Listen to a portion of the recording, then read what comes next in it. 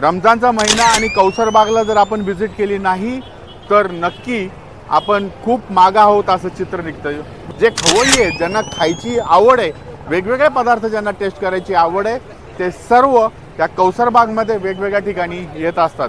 आज आपण कौसरबागेतली जी मस्जिद आहे या मस्जिदच्या शेजारी शालीमार केटरर्सचं जे स्टॉल आहे या ठिकाणी आलेलो आहोत। केटरर्स यांचा हा स्टॉल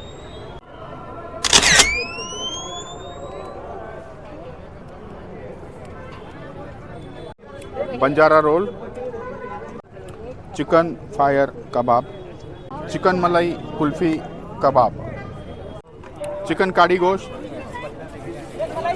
चिकन कोरमा, चिकन अंगारा, निहारी,